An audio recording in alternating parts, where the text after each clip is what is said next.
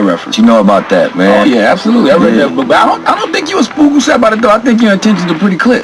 Well, now I would say so, but even to the point we made earlier, that's one of the reasons I was so vocal about where I was coming from and what I represented, because I knew who I wanted to mobilize. You know what I mean? And I'm gonna name my last album "The Spook Just Sat by the Door." Mm-hmm. You know what I mean? When I finished my situation with our partnership at.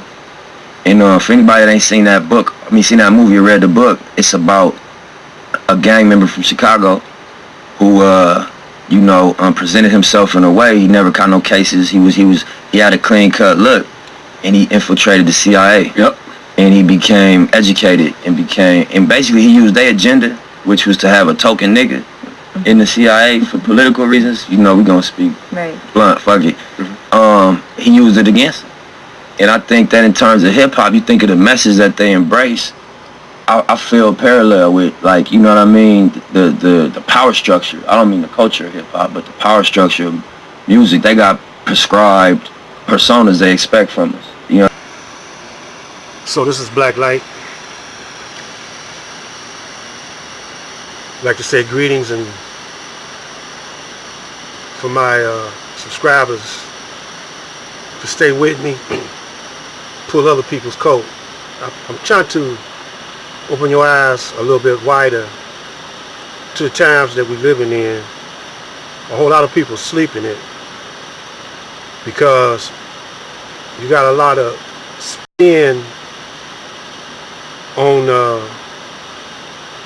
the Nation of Islam and a lot of misconceptions of who the black man is in relationship to Master Farad Muhammad and the Caucasian. A lot of people say, well, he's so light, he might as well be white. But he didn't come to save us from he didn't come to save us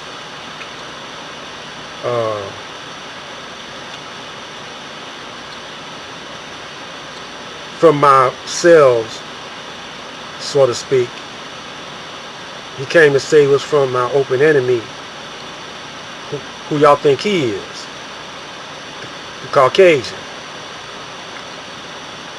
But in a way, he will be saving us from ourselves because we acting so much like our open enemy now. And he came in to Detroit in 1930. It was the 4th of July. And then he began to build a nation for the black man and black woman, called the Lost Foundation of Islam. The reason why he called it Lost Found is because our brothers and sisters in the so-called Middle East and so-called Africa lost track of us. Some of us was royalty. We were all scientists. The first batch that came over here in 1555 had highly developed minds. It's wiped clean from the history books because that's the way the Caucasian wanted it. So we begin to think that we were like our enemy, the Caucasian, and we still do. It took 400 and some years for them to condition our minds so we could forget about who we were, our culture, who we are. And as time went on during that 400-year time span, when we first came out of slavery, we had They didn't leave us with anything, but we made something out of nothing. And Black Wall Street. And now we don't even have that. We don't have nothing in our neighborhood that we built for ourselves. The Chaldeans and so-called Arabs came over here,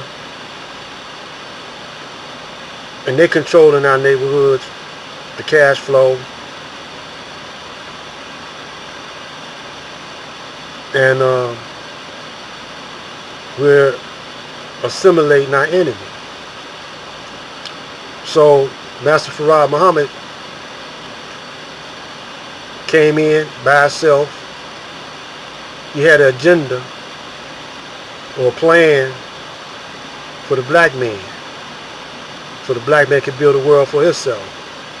And he fooled the enemy up until a certain point. Then the enemy started retaliating against him,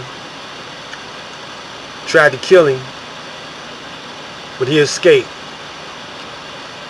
They went after his number one spokesman. Elijah Muhammad tried to kill him, but he escaped and was divinely protected for 60-some, 70-some years, 60-some years, up until when he died, up until when Elijah Muhammad died. It is said that Master Farad is still living. And he's back within the circle of the gods, the 24 scientists, the 12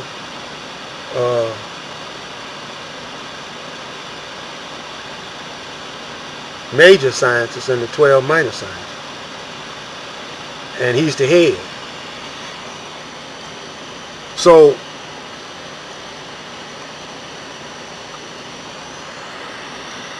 his mission was accomplished.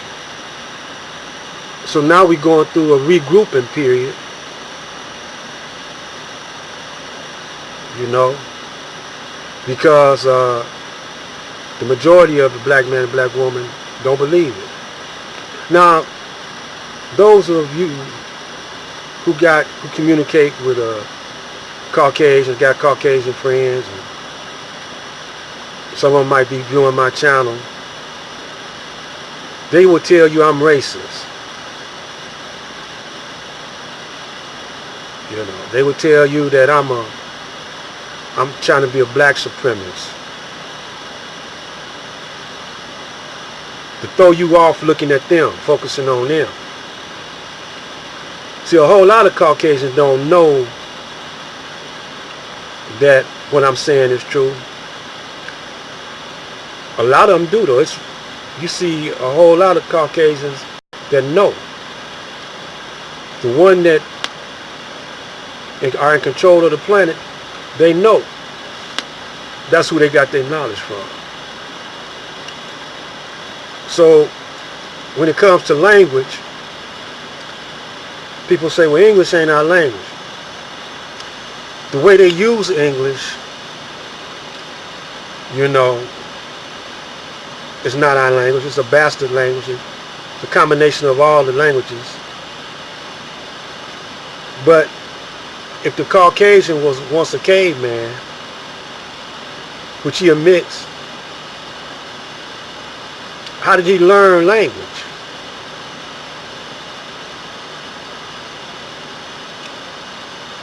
You say, well, he just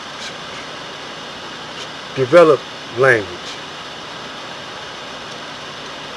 So he was the first one on the planet then, and he learned language, mathematics, and then taught it to us. But he himself says he only been on the planet for 6,000 years, going on 7,000 years. And if that's the case, and you see evidence of people, cultures, language scientific technology before 6,000 years, then it ain't adding up. So that would make, if the black man was the first, him supreme over the Caucasian, because he taught Caucasian all he know. Language, English, and everything.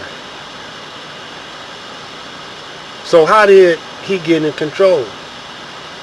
Well, there's many words you can say. Well, he turned on us. You know, smiling faces sometimes tell lies. A pat on the back, trying to hold you back.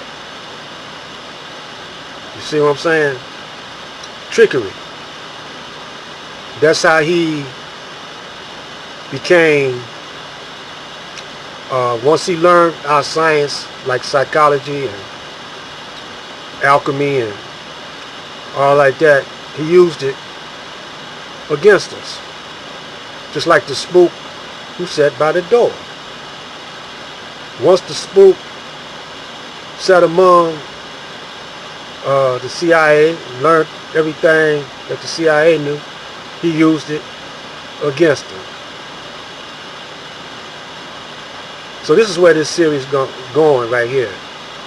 And I think it might be about 4 or 5 of this, or these, I said I was going to call it, Let Me Paint a Picture, but I changed the title to The Real Meaning of the Spook Who Sat by the Door. And this is part 2. Stay tuned for part 3.